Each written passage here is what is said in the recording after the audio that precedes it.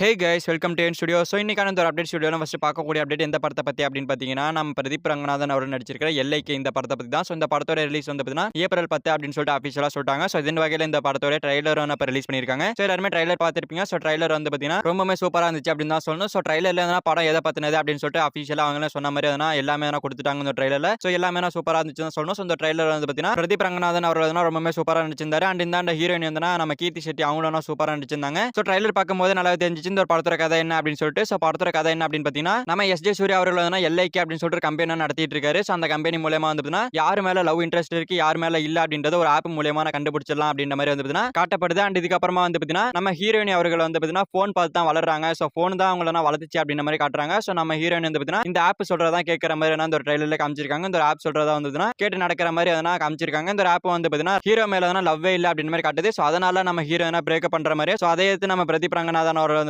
சண்டை போடுற மாதிரி காட்டப்படுது. அண்ட் இது மட்டும் இல்லாம நம்ம சீமான் வேற இடையில வராரு. சோ அவரு வந்து பாத்தீங்கன்னா போனால மனநலம் பாதிக்கப்பட்டவங்கள திருத்துற மாதிரி காமிச்சிருக்காங்க. சோ பசுமை உலகம் அப்படின்னு சொல்லிட்டு ஒரு இடத்துல காமிச்சிருக்காங்க. அங்கதான் நம்ம சீமான் அவர்கள் வந்து பாத்தீங்கன்னா இந்த மாதிரி நிறைய பேரை புடிச்சிட்டு வந்து பாத்தீங்கன்னா பயிற்சி கொடுத்துட்டு இருக்காரு. இந்த மாதிரி மனநலம் பாதிக்கப்பட்டவங்க எல்லாத்தையும் திருத்துற மாதிரி காமிச்சிருக்காங்க நம்ம சீமான் அவருடைய கேரக்டர். சோ படத்துல அவரோட கேரக்டர் எப்படி இருக்கு அப்படின்றத பார்க்கலாம். அண்ட் இதெல்லாம் தாண்டி சீமான் அவர்கள் வந்து பாத்தீங்கன்னா நம்ம பிரதீப் ரங்கநாதனுடைய அப்பா அப்படின்ற மாதிரி சொல்லப்படுது. சோ வெயிட் பண்ணி பார்ப்போம் படத்துல என்ன மாதிரி வருது அப்படின்னு சொல்லிட்டு. சோ படம்ன்றது ரொம்பவே எங்கேஜிங்கா இருக்கும்னு நினைக்கிறேன். சோ இந்த படத்தோட கதைக்களம் வந்து 2040 நடக்கிற மாதிரி காமிச்சிருக்காங்க. சோ ஸ்டார்டிங்ல வந்து பாத்தீங்கன்னா 2040 அப்படின்னு சொல்லிட்டு போட்டு தான் ஸ்டார்ட் பண்றாங்க. சோ அந்த வகையில வெயிட் பண்ணி பார்ப்போம் எப்படி இருக்கு அப்படின்னு சொல்லிட்டு. சோ 2040 வந்து பாத்தீங்கன்னா ஆப்பை வச்சு தான் லவ் பண்ணுவாங்க போல இருக்கு. சோ அந்த மாதிரி தான் காட்டியிருக்காங்க. சோ பார்ப்போம் படம் எப்படி வருது அப்படின்னு சொல்லிட்டு. இந்த படம் வந்து டிராகனுக்கு முன்னாடியே வர வேண்டியது, டிராகனுக்கு முன்னாடியே எடுத்துட்டாங்க. பட் இப்பதான் ரிலீஸ் பண்றாங்க. சோ டிராகன் வந்து டியூட் வந்து இதுக்கப்புறமா இப்பதான் ரிலீஸ் ஆகுது. சோ பார்ப்போம் படம் எப்படி இருக்கு அப்படின்னு சொல்லிட்டு. அண்ட் அடுத்ததான் படத்தோட தியேட்டரிக்கல் ரைட்ஸ் வந்து பாத்தீங்கன்னா ரெட் ஜெயண்ட் தான் வாங்கியிருக்காங்க அப்படின்னு சொல்லிட்டு அபிஷியலா சொல்லிட்டாங்க. அண்ட் இதுக்கப்புறமா வந்து பாத்தீங்கன்னா இந்த ட்ரைலர்ல வந்து பாத்தீங்கன்னா நம்ம தளபதி விஜய் அவர்கள் சொல்லக்கூடிய what bro it's very wrong bro அந்த டயலாக் வச்சிருக்காங்க. அண்ட் இதுக்கப்புறமா வந்து வீரம் படத்துல இருக்கக்கூடிய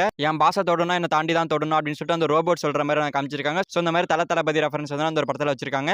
அண்ட் அடுத்து நம்ம சூர்யா அவர் நடிச்சிருக்கக்கூடிய கருப்பு இந்த படத்தோடைய தெலுங்கு டைட்டில் வந்து அபிஷியலா அனௌன்ஸ் பண்ணிருக்காங்க. சோ அந்த வகையில படத்தோட டைட்டில் வந்து பாத்தீங்கன்னா வீரபத்ருடு அப்படின்னு சொல்லிட்டு அபிஷியலா சொல்லிருக்காங்க. சோ அதுக்காக போஸ்டர் ரிலீஸ் பண்ணிருக்காங்க. சோ போஸ்டர் பார்க்க சூப்பரா இருக்கு அப்படின்னு தான் சொல்லணும். சோ இந்த படத்தோட தேர்ட் சிங்கிள் வந்து இந்த வீக் உள்ள வந்துரும் அப்படின்னு சொல்லப்படுது. சோ அதுக்காக சாயா பயங்கர் வந்து அபிஷியலா ட்வீட் போட்டு கமிங் ஜூன் அப்படின்னு மாதிரி போட்டிருக்காரு. சோ அந்த வகையில இந்த வீக்ல வெயிட் பண்ணி பார்ப்போம். கண்டிப்பா ஒரு தரமான சம்பவத்தோட ஒரு சாங் நம்ம காத்துட்டு இருக்கு.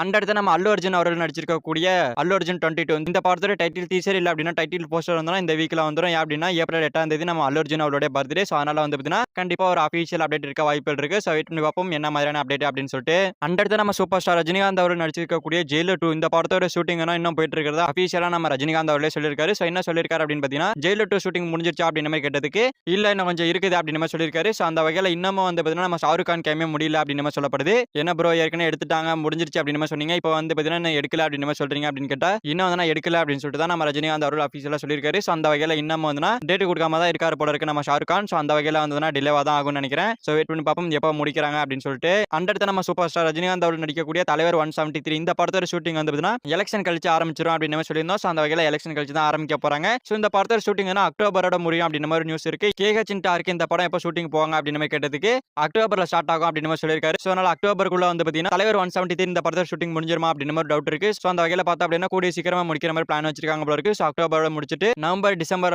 போஸ்ட் ப்ரொடக்ஷன் ஒர்க் பண்ணிட்டு படத்தை 2027 பொங்கலுக்கு ரிலீஸ் பண்ண பிளான் பண்ணிருக்காங்க போல இருக்கு. சோ பொறுத்து வந்து பார்ப்போம் எப்படி பண்றாங்க அப்படின்னு சொல்லிட்டு. சோ கண்டிப்பா டிலே ஆயிடும் தான் நினைக்கிறேன். சோ பார்ப்போம் ஏன்னா ஷூட்டிங்கா வந்து கொஞ்சம் டிலேவா தான் ஆரம்பிக்கிறாங்க. சோ அதனால டிலே ஆகும் தான் நினைக்கிறேன். சோ பார்ப்போம் என்ன பண்றாங்க அப்படின்னு சொல்லிட்டு.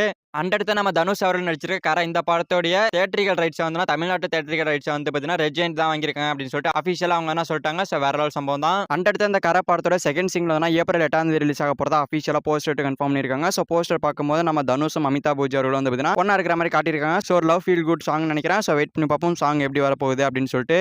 ஓகே ஃப்ரெண்ட்ஸ், இவ்வளவுதான் இன்னைக்கான மூவி அப்டேட்ஸ். அந்த மூவி அப்டேட்ஸ் பத்திலாம் உங்களோட ஒப்பீனியன் தாட்ஸ் கமெண்ட்ல சொல்லுங்க. இந்த வீடியோ பிடிச்சிருந்தா லைக் பண்ணிட்டு இந்த மாதிரி தமிழ் சினிமா இருக்கிற எல்லா அப்டேட்டும் ஒரே வீடியோல தெரிஞ்சுக்கணும் அப்படின்னா நீங்க நம்ம சேனல் சப்ஸ்கிரைப் பண்ணி சப்போர்ட் பண்ணணும். சோ சப்ஸ்கிரைப் பண்ணி சப்போர்ட் பண்ணுங்க. ஓகே, தேங்க்யூ ஃபார் வாட்சிங். அடுத்த வீடியோல பார்க்கலாம். தேங்க்யூ.